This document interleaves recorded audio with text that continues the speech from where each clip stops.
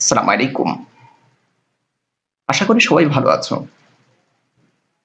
একটা শব্দের বানান খেয়াল করো। প্রাণী। তোমাদের বলতে হবে এই বানানটা শুদ্ধ আছে কিনা।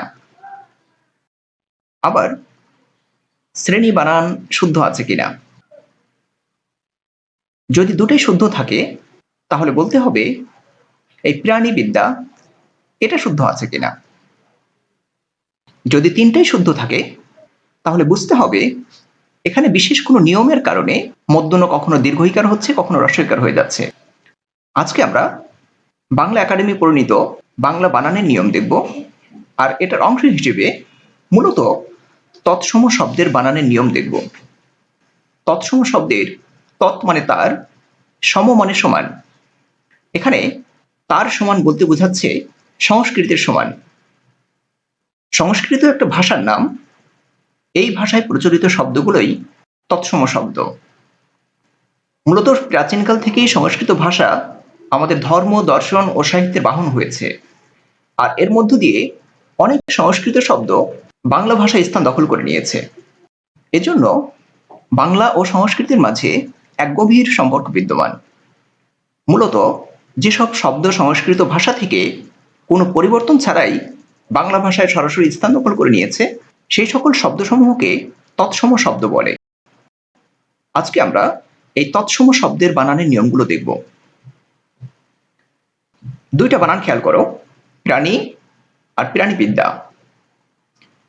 প্রাণী শব্দটা দীর্ঘইকার দিয়ে লেখা হয়েছে, আর প্রাণীবিদ্যা হ্রস্বইকার দিয়ে লেখা হয়েছে। কারণ প্রাণী শব্দটার জন্ম হয়েছে প্রাণ যোগ ইন প্রত্যয় যোগে, যেটা দীর্ঘইকারে রূপ নিয়েছে। তো নিয়ম হলো ইন প্রত্যয়ন্ত শব্দের দীর্ঘইকার এটা যদি সমাসবদ্ধ হয়, অর্থাৎ সমাসের মাধ্যমে নতুন করে শব্দ গঠন করে, তাহলে এই দীর্ঘইকারটা হ্রস্বইকার হয়ে যায়। যেমন খেয়াল করো, প্রাণী থেকে প্রাণীবিদ্যা। প্রাণীবিদ্যা প্রাণী বিষয়ক বিদ্যা, মধ্যপদ লোপে কর্মধারয় সমাস। প্রাণী তত্ত্ব একই রকম সমাসবদ্ধ শব্দ। প্রাণী বিষয়ক তত্ত্ব, প্রাণী থেকে প্রাণী তত্ত্ব হয়েছে। প্রাণী জগৎ একই রকম প্রাণী সম্পদ। সমাসবদ্ধ হওয়ার কারণে এটা দীর্ঘইকার হ্রস্বইকার হয়ে গেছে। আবার গুণী দেখো, গুণ যোগ ইন। আমাদের নিয়ম ছিল ইন প্রত্যয় সাধিত শব্দ হলে এবং এটা যদি সমাসবদ্ধ হয় বা সমাসের মাধ্যমে নতুন করে শব্দ গঠন করে, তো তাহলে দীর্ঘইকারটা হ্রস্বইকার হয়ে যাবে। গুণী দীর্ঘইকার আর গুণীজন হ্রস্বইকার। গুণী যে জন, গুণীজন সাধারণ কর্মধারয় সমাস। মন্ত্রী দেখতে তদ্ধিত প্রত্যয় মনে হলেও এটা কৃত প্রত্যয়। মন্ত্র যোগ ইন মন্ত্রী দীর্ঘইকার। তবে মন্ত্রী পরিষদ যখন বলা হচ্ছে তখন এটা হ্রস্বইকার হয়ে যাবে। মন্ত্রিসভা হ্রস্বইকার। খুবই গুরুত্বপূর্ণ বানান, দেখে রাখবে। কারা আবার গুজব রটাচ্ছে ঢাকার রাস্তায় সাঁতার প্রতিযোগিতার আয়োজন করা হবে। তোমাদের বলতে হবে এখানে কয়টা বানান ভুল রয়েছে। সাঁতার চন্দ্রবিন্দু হবে। প্রতিযোগিতা বানানটা দেখো, প্রতিযোগী দীর্ঘইকার হয়, তবে প্রতিযোগিতা হ্রস্বইকার হয়। একটা নিয়ম আছে, ইন প্রত্যয়ন্ত শব্দের সঙ্গে তা ত প্রত্যয় যদি যুক্ত হয় তাহলে এই দীর্ঘইকারটা হ্রস্বইকার হয়ে যায়। যেমন দেখো, কৃতি, কৃত যোগ ইন প্রত্যয় যোগে কৃতি হয়েছে। এর সাথে আবার ত প্রত্যয় যুক্ত হওয়ার কারণে দীর্ঘইকারটা হ্রস্বইকার হয়ে গেছে। দায়ী, দায় যোগ ইন দায়ী। তবে এর সাথে যখন আবার ত প্রত্যয় যুক্ত হয়েছে, এটা হ্রস্বইকার হয়ে গেছে। প্রতিদ্বন্দ্বী, দ্বন্দ্ব বানানটা খেয়াল রাখবে, দুটাতেই ব ফলা আছে। দুই পক্ষ সমান না হলে দ্বন্দ্ব হয় না, মনে রাখবে। দ্বন্দ্বের সাথে যখন তা প্রত্যয় যুক্ত হবে তখন ওই দয় দীর্ঘইকার হ্রস্বইকার হয়ে যাবে। খুবই গুরুত্বপূর্ণ বানান, দেখে রাখবে। মন্ত্রী দেখেছি আমরা, মন্ত্রিত্ব তয় ব ফলা যুক্ত হওয়ার কারণে হ্রস্বইকার হয়ে গেছে। প্রতিযোগিতা দেখলাম, যোগী দীর্ঘইকার, প্রতিযোগিতা রস্বইকার, সহযোগী দীর্ঘইকার, সহযোগিতা রস্বইকার। কারণ এগুলো ইন প্রত্যয়ন্ত শব্দের সঙ্গে তা ত প্রত্যয় যুক্ত হয়েছে।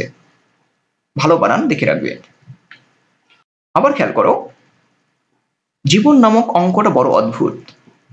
এখানে বেশ কিছু ভুল আছে। সুখগুলো একসাথে হবে, দুঃখগুলো একসাথে হবে, বোঝাই যায় না হবে, যায় না আলাদা হবে ইত্যাদি। তো এখানে অঙ্ক বানানটা খেয়াল করো। এখানে দুইটা অঙ্ক লেখা দেখতে পাচ্ছ, একটা উয় ক, একটা অনুসার ক। বলো তো দেখি কোনটা শুদ্ধ? উয় ক শুদ্ধ। এবারে আমরা উ ও অনুসার ব্যবহারের নিয়মটা দেখব। দুইটা শব্দ খেয়াল করো, সঙ্গীত একটা অনুসার দিয়ে লেখা হয়েছে, একটা উয় গ দিয়ে লেখা হয়েছে। সংজ্ঞা একই রকম, অনুসার আর উয় গ দিয়ে। এখানে সবুজ কালিতে লেখা যেটা এটা শুদ্ধ, লাল কালিতে লেখাটা ভুল। সঙ্গীত সমযোগ গীত এভাবে শব্দটা গঠিত হয়েছে, এর জন্য অনুসার হবে। একটা নিয়ম আছে দেখো, সন্ধির ক্ষেত্রে ক খ গ ঘ পরে থাকলে খেয়াল করো, অহম এটা হলে সন্ধির পূর্বপদ, আর পূর্বপদের অন্তঃস্থিত মো বলতে হয়ের পরে যে মো দেখতে পাচ্ছ এটাকে বলে অন্তঃস্থিত। অন্ত মানে শেষ, পূর্বপদের শেষ বর্ণ যেটা, সেই বর্ণটা যদি মো হয় এবং এরপরে যদি ক খ গ ঘ এই চারটা বর্ণের যে কোনো একটা বর্ণ থাকে, তাহলে পূর্বপদের অন্তঃস্থিত মোটা অনুসারে পরিণত হবে। যেমন দেখো, অহম যোগ কার, এই মোটা অনুসার হয়ে গেছে, অহংকার হয়েছে। এরকম সংঘাত, সম যোগ ঘাত, মো অনুসার হয়ে গেছে। ভয়ঙ্কর, ভয়ম যোগ কর, শুভম কর, যেটা কল্যাণকর বা যেটা ইতিবাচক সেরকম। হৃদয়ঙ্গম, সংঘটন, সমযোগ ঘটন, ম থেকে অনুসার হয়ে গেছে এগুলোতে। আর নিম্নলিখিত বানানগুলোতে অনুসার লিখতে হবে। যেমন সংবর্ধনা, খুবই গুরুত্বপূর্ণ বানান। এটা সম্বর্ধনা লেখা হয়, পরীক্ষা ভুল করিয়ে দেয় এভাবে। আর এটা হবে সংবর্ধনা। আর এটা মূর্ধন্য ন হবে না, কিন্তু রেফ আছে এর জন্য পরে মূর্ধন্য ন দেবে না, এটাও কিন্তু ভুল হয়। সংবাদ, সমযোগবাদ, ম অনুসার হয়ে গেছে, সংবলিত অনুসার হবে। কিংবদন্তি খুবই গুরুত্বপূর্ণ বানান, এটা মন নিচে ব হবে না। সংগৃহীত, ফেসবুকে খুবই লেখা হয় সংগৃহীত পোস্ট, এবং বানানটা প্রায় ভুল হয়। তাহলে আমরা দেখলাম শব্দটা যদি সন্ধিবদ্ধ হয় এবং পূর্বপদের অন্তঃস্থিত ম এর পরে ক খ গ ঘ এই চারটা বর্ণের যে কোনো একটা থাকে, তাহলে সেটা অনুসার হয়ে যাবে। আর অন্যগুলোর ক্ষেত্রে সন্ধিবদ্ধ শব্দ না হলে উ হবে। যেমন অঙ্কন, অঙ্ক যোগ অন প্রত্যয় যোগে গঠিত হয়েছে। অঙ্ক একটা মৌলিক শব্দ, অঙ্ক যোগ ইত, অঙ্গ, এগুলো দেখবে। আকাঙ্ক্ষা খুবই গুরুত্বপূর্ণ বানান, এই আকাঙ্ক্ষা বানানটা খুবই ভুল হয়। আঙুল, আঙ্গুল সাধু ভাষারীতির শব্দ, আর আঙুল চলিত ভাষারীতির শব্দ। আশঙ্কা ইউই ক হবে। কঙ্কর, খুব ছোট পাথরের টুকরোকে কঙ্কর বলা হয়। কলঙ্ক উই ক, কলঙ্ক যোগ ইত, কলঙ্কিত, প্রত্যয় সাধিত শব্দ। চোঙ্গা দেশি শব্দ, চলিত ভাষা রীতিতে হবে চোঙা, আর সাধু ভাষা রীতিতে চঙ্গা বলা হয়। দাঙ্গা মারামারি মূলত। পংক্তি কবিতার চরণ বা লাইন। পঙ্কজ পঙ্কে জন্মে যা, মূলত পদ্ম ফুল। পালঙ্ক ইউই ক হবে এগুলোতে। বাঙালি সাধু ভাষারীতির শব্দ, আর বাঙালি চলিত ভাষারীতির শব্দ। লঙ্গরখানা যেখানে বিনামূল্যে খাবার পরিবেশন করা হয়। শশাঙ্ক মানে চাঁদ।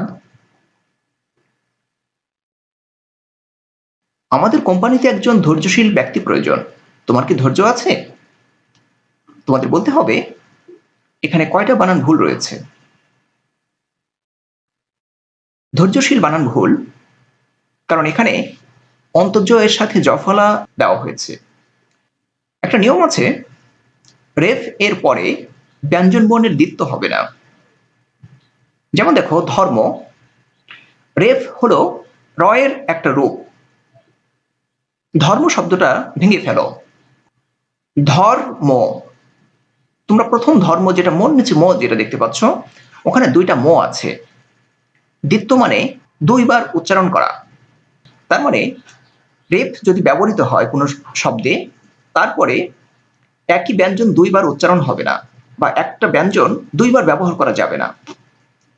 যেমন দেখো, ধর্ম, ধরময় ওকার, ধর্ম। সূর্য, অন্তর্য জফলা হবে না, কারণ জফলাটা অন্তর্জরই একটা রূপ মাত্র। মূর্ছা, ছয় ছ হবে না, অচেতন হয়ে যাওয়া, অজ্ঞান হয়ে যাওয়া, মূর্ছা যাওয়া। মূর্ছনা, সুরের মূর্ছনা হয়, ছয় ছয় রেফ হবে না। বার্ধক্য, দয় ধ হবে না। কার্য একই রকম, সূর্য কার্য একই রকম বানান, অন্তর্য জফলা হবে না। কার্যালয় গুরুত্বপূর্ণ বানান, অন্তর্য জফলা আকার হবে না, কারণ জফলাটা অন্তর্জরই একটা রূপভেদ মাত্র। একই রকম অর্ধ, দয় ধ হবে না। ঊর্ধ্ব, এটা খেয়াল করবে, দীর্ঘ উ, ধয় ব, দর নিচে ধ নয় কিন্তু। কর্ম, দুইটা ম হবে না। কার্তিক একটা মাসের নাম, আবার দেব সেনাপতি কার্তিক আছে। কর্তন, তয়রেফ হবে। কর্দম, দয়রেফ হবে, দুইটা দেওয়া হবে না। গর্জন একটা বর্গীয় হবে। তার মানে রেফ এর পরে ব্যঞ্জন বর্ণের দ্বিত্ব ব্যবহার করা যাবে না। এরকম আরো বানান হতে পারে, সেগুলো তোমরা দেখে রাখবে। এরপরে নিয়ম দেখো, যেসব তৎসম শব্দে হ্রস্ব ই দীর্ঘ ই, হ্রস্ব ও দীর্ঘ ও উভয়ই শুদ্ধ, সে সকল ক্ষেত্রে হ্রস্ব ই, হ্রস্ব ও এবং তার কার চিহ্ন ব্যবহৃত হবে। যেমন কিংবদন্তি, খুবই গুরুত্বপূর্ণ বানান, আগে দীর্ঘইকার দিয়ে লেখা হতো, এখন হ্রস্বইকার লিখতে হবে। সূচিপত্র, আগে চয় দীর্ঘইকার লেখা হতো, এখন চয় হ্রস্বইকার লিখতে হবে। পদবী, হ্রস্বইকার লিখতে হবে, গুরুত্বপূর্ণ বানান। রচনাবলী, আগে লয় দীর্ঘইকার লেখা হতো, এখন হ্রস্বইকার দিয়ে লিখবো আমরা। এরকম আরো শব্দ আছে, শব্দাবলী, তথ্যাবলী, ব্যাখ্যাবলী, এরকম আরো বলি আছে। আবলে যুক্ত হলে সেটা হ্রস্বইকারই লিখবো আমরা। শ্রেণী, হ্রস্বইকার, মধ্যম দীর্ঘইকার দিয়ে লেখা প্রায়ই হয়, কিন্তু ভুল। যুবতী, তয় দীর্ঘইকার লেখা হতো, এখন হ্রস্বইকার লিখতে হবে। তরণী, খেয়া পারের তরণী নজরুলের কবিতা আছে, নৌকা মূলত। সরণী, ভুল হয়, দন্তস্বয় ম, র মূর্ধন্য দীর্ঘইকার দিয়ে দেওয়া হয়। সরণী মানে রাস্তা। ধরণী মানে পৃথিবী, মূর্ধন্য ন দীর্ঘইকার হবে না। পল্লী, হ্রস্বইকার হবে। উর্ণা, উষা। পঞ্জি, মসি, মসি মানে কালী, মসিজীবী, মসিকে কেন্দ্র করে যিনি জীবিকা উপার্জন করেন তাকে বলে মসিজীবী। সুরের লহরী হয়, ধমনী নারী, বানানগুলো দেখে রেখো। পঞ্চম নিয়ম, তৎসম অর্থাৎ বাংলা ভাষায় ব্যবহৃত অবিকৃত সংস্কৃত শব্দের বানান যথাযথ ও অপরিবর্তিত থাকবে। অর্থাৎ যেসব শব্দ সরাসরি বাংলা ভাষায় স্থান করে নিয়েছে, ওগুলোর মাঝে আর কাটছাঁট করা যাবে না। যেমন চন্দ্র, সূর্য, গ্রহ, নক্ষত্র ইত্যাদি। শরীরের নয়, মনের অক্ষমতাই বড় অক্ষমতা। একটা প্রশ্ন ওঠে যে তৎসম শব্দ চেনার উপায় কি? সাধারণত দীর্ঘ ই, দীর্ঘ ও, রি এবং এদের কার চিহ্ন যুক্ত শব্দগুলো তৎসম হয়। মূর্ধন্য ন, মূর্ধন্য স, যুক্ত খ, এই বর্ণগুলো যদি কোনো শব্দে ব্যবহৃত হয়, সেই শব্দগুলো তৎসম হবে। তবে ব্যতিক্রম আছে, বোস্টম, কেস্টো ইত্যাদি। এরপরে বিসর্গযুক্ত ও বিসর্গ সন্ধি সাধিত শব্দগুলো তৎসম হয়, কারণ বিসর্গ সন্ধিটা সংস্কৃত ব্যাকরণ থেকে এসেছে, এ কারণে এই শব্দগুলো তৎসম হবে। সংস্কৃত প্রত্যয় সাধিত শব্দগুলো সাধারণত তৎসম হয়, এবং তৎসম উপসর্গের মাধ্যমে যে শব্দগুলো গঠিত হয় সেগুলো সাধারণত তৎসম হয়। ব্যতিক্রম আছে। আবার বফলা মফলা কয়েকটা ফলা আছে, এই ফলাগুলো যুক্ত শব্দগুলো তৎসম। ব্যতিক্রম আছে জ্যোৎস্না এবং আরো কিছু শব্দ আছে। ব্যতিক্রম সব জায়গাতেই আছে, এগুলো একটু খেয়াল রাখবে। তবে এগুলো সাধারণ একটা নিয়ম বলা যায়। বেশিরভাগ ক্ষেত্রে এই নিয়মগুলো প্রযোজ্য হয়। চন্দ্রবিন্দু যুক্ত শব্দগুলো সাধারণত অতৎসম, দেখে রাখবে।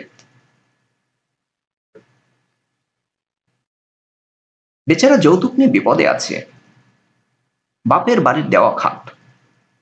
তোমাদের বলতে হবে এখানে কয়টা বানান ভুল রয়েছে। যৌতুক ভুল, বাড়ি রসইকার হবে, কারণ বাড়ি শব্দটার জন্ম হয়েছে সংস্কৃত বাটি থেকে। আবার শাড়ি, শাড়ি শব্দটার জন্ম হয়েছে সংস্কৃত শাটি থেকে। একটা সময় ছিল যখন নারী, গাড়ি, বাড়ি, শাড়ি এগুলো দীর্ঘইকার দিয়ে লেখা হতো। তবে এখন বাড়ি, গাড়ি, শাড়ি রস্বইকার দিয়ে লেখা হলেও নারী দীর্ঘইকার দিয়ে লেখা হয়। এর কারণ পরে বলবো। তার মানে আমরা দেখতে পাচ্ছি এখানে দীর্ঘইকার ব্যবহার হচ্ছে না, এই জন্য এটাকে বলা হচ্ছে অতৎসম শব্দ। শাটি থেকে শাড়ি হয়ে যাচ্ছে, সংস্কৃত থেকে পরিবর্তিত হয়ে যাচ্ছে। তদ্ভব বা বিভিন্নভাবে নতুন নতুন শব্দ গঠিত হয়েছে।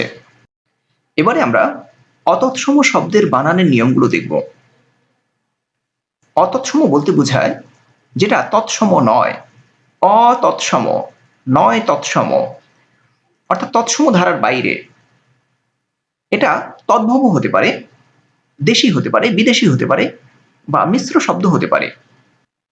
তদ্ভব বলতে বোঝায় তৎ থেকে ভব, তৎ মানে তার, অর্থাৎ সংস্কৃত থেকে যে শব্দের জন্ম হয়েছে সে শব্দকে বলা হয় তদ্ভব।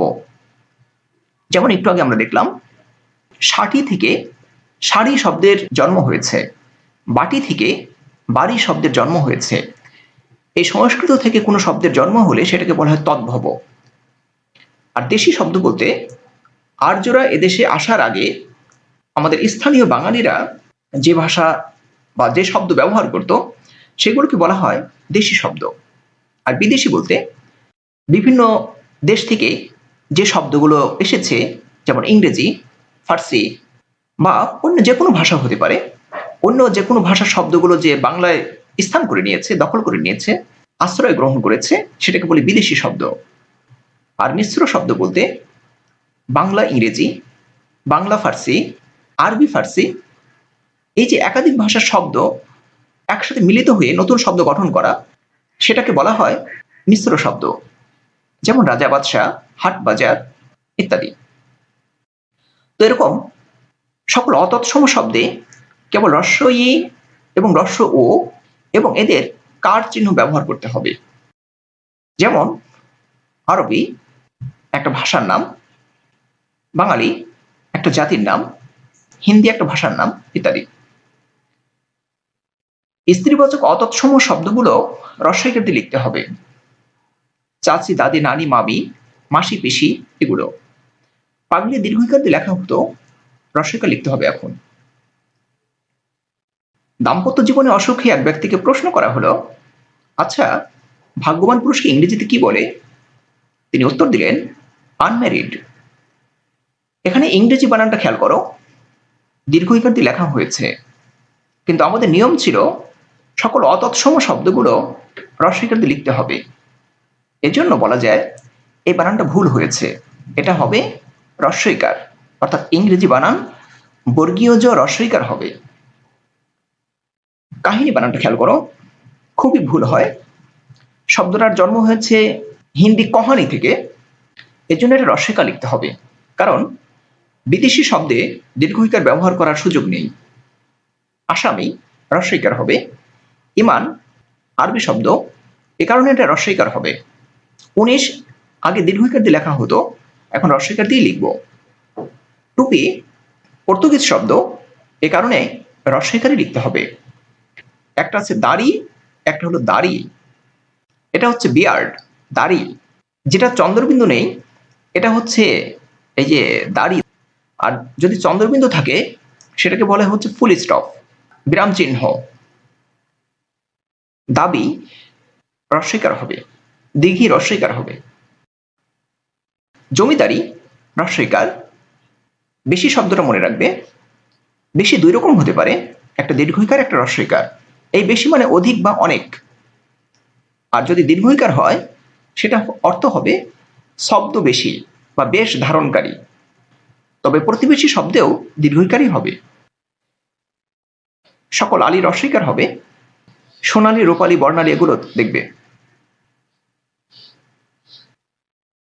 বিয়ের পর এক নারী বলছে, তুমি কেন আগে বলনি যে তোমার রানী নামের কোনো বউ ছিল? ছেলে উত্তর দিচ্ছে, আমি তো আগেই বলেছিলাম যে তোমাকে রানীর মতো রাখবো।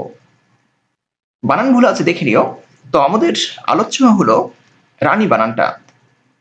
আমরা প্রচলিতভাবে রানী দীর্ঘইকার দিয়ে লিখি, তবে এটা হবে রস্বইকার। রয়কার দন্তন রস্বইকার। দীর্ঘইকার দিয়ে লেখা হয়, মূর্ধন্য দীর্ঘইকার দিয়ে লেখা হয় সাধারণত, মনে রাখবে।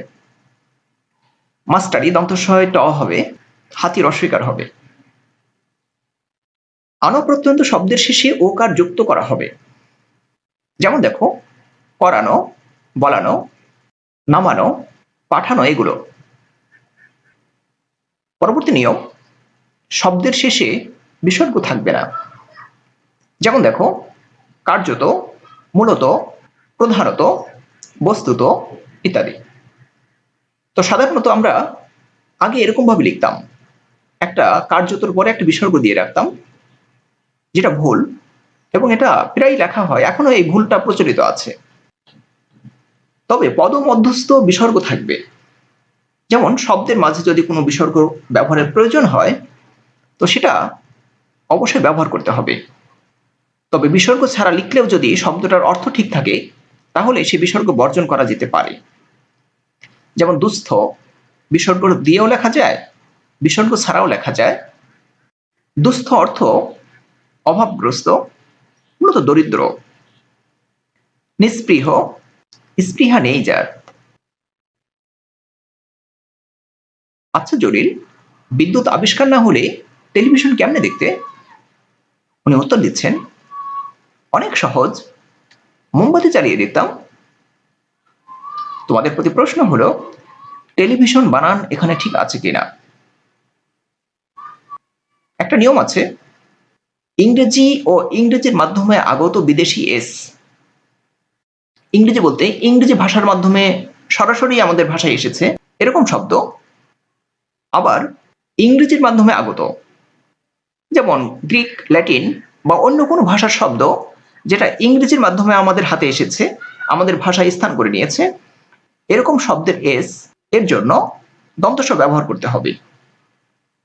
এবং S H, S I O N, double S I O N, T I O N এগুলোর জন্য তালব্যস্ব ব্যবহার করতে হবে।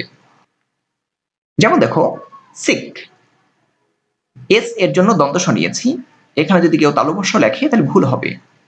ফেমাস, এস নিয়েছি, এর জন্য দন্তস্ব ব্যবহার করা হয়েছে। তবে দেখো, টেলিভিশন, এস আই আছে, আমরা বলেছি S H, S I O N, double S I O N, T I O N এর জন্য তালব্যস্ব ব্যবহার করতে হবে, এর জন্য এটা টেলিভিশনের তালব্যস্ব হয়েছে। সেশন বানানটা দেখো, এস এর জন্য দন্তস্ব নিয়েছি, আর double S I O N এর জন্য তালব্যস্ব নেওয়া হয়েছে। Termination, T I O N এর জন্য শন হয়েছে, তালব্যস্ব নেওয়া হয়েছে।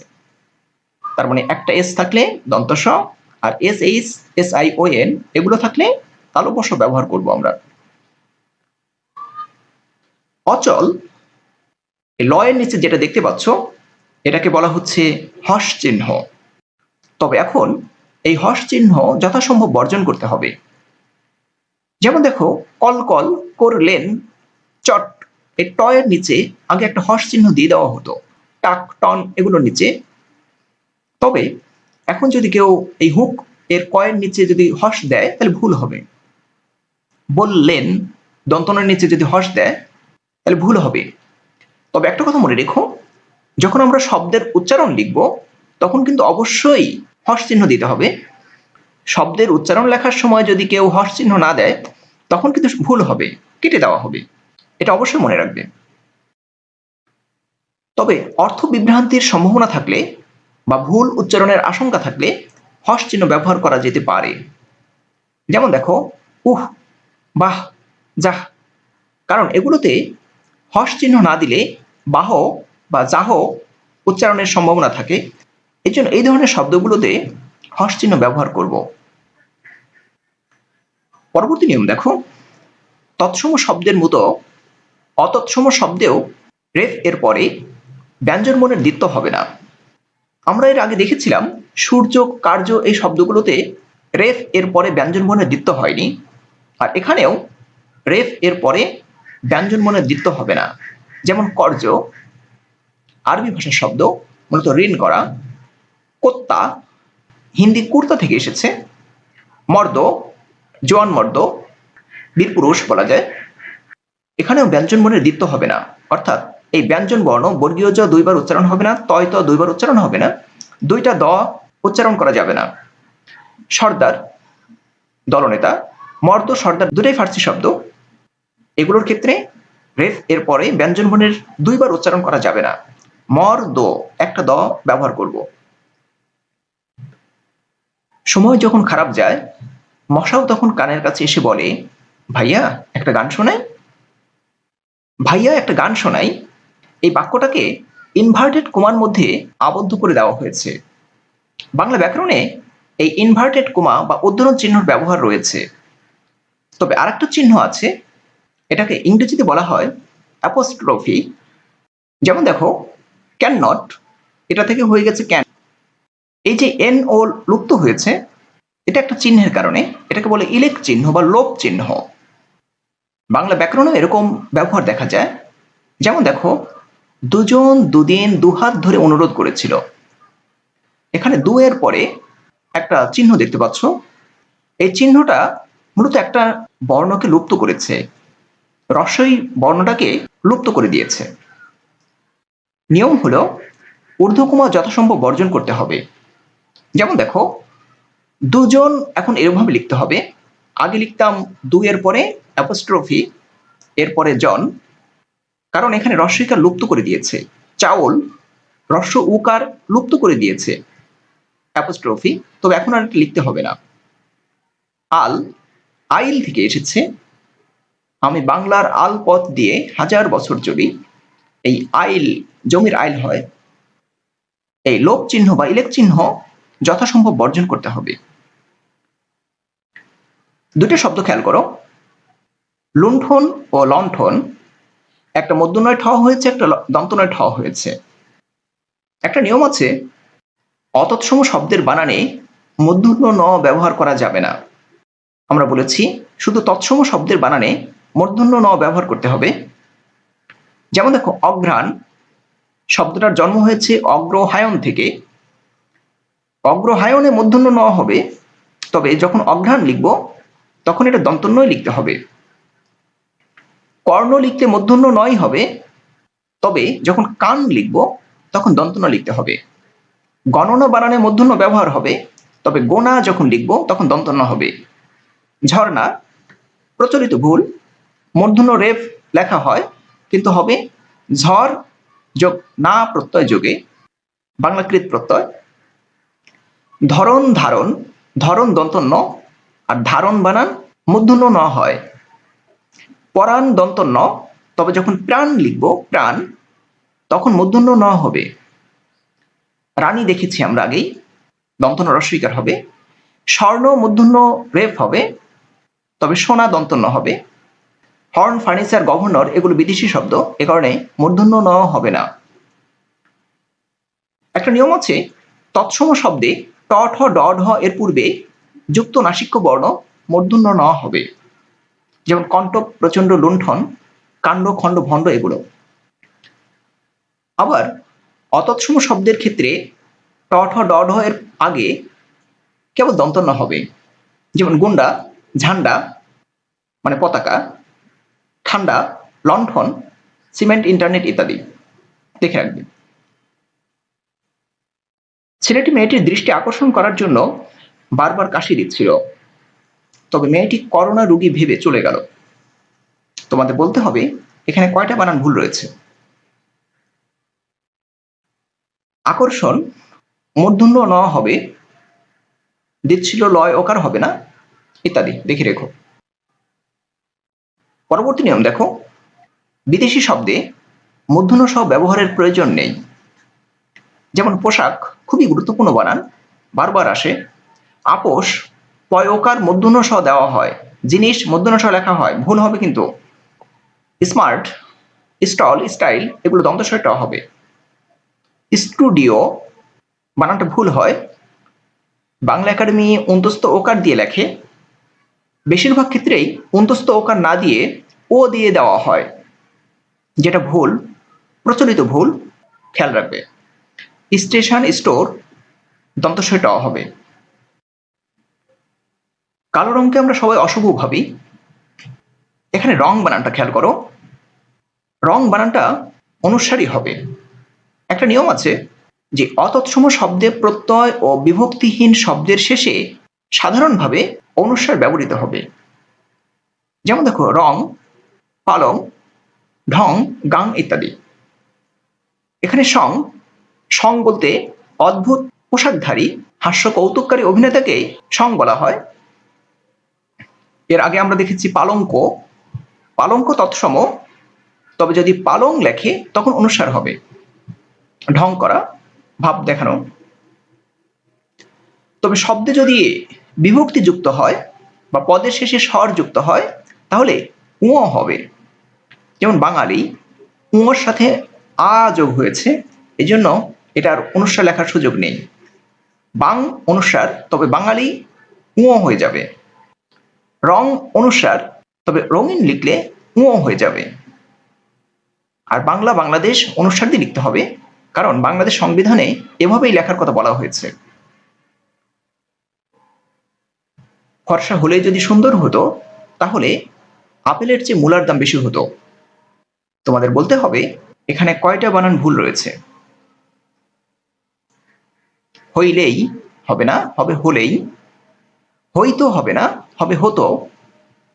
তাহলে হবে, মূলা হবে না, হবে মূলো চলিত রীতিতে।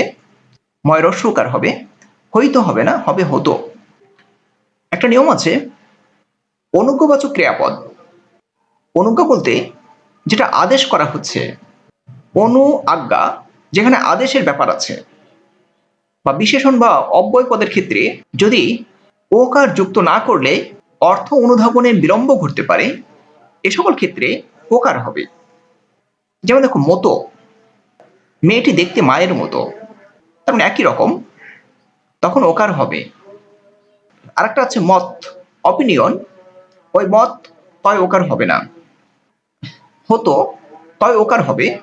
একটা হচ্ছে আহত, নিহত, ওই ক্ষেত্রে তয় ওকার হবে না। একটা হচ্ছে হলো, আর একটা হলো হল, হল মানে লাঙল, আর হলো ওকার হবে। কেন মানে ক্রয় করো, দন্তন ওকার হবে। ভালো, লয় ওকার হবে, কারণ ভাল একটা শব্দ আছে, ভাল মানে কপাল, এই ছিল মোর ভালে, এই আমার কপালে ছিল। আর কালো, কাল আমি যাব, ওই কাল ওকার হবে না।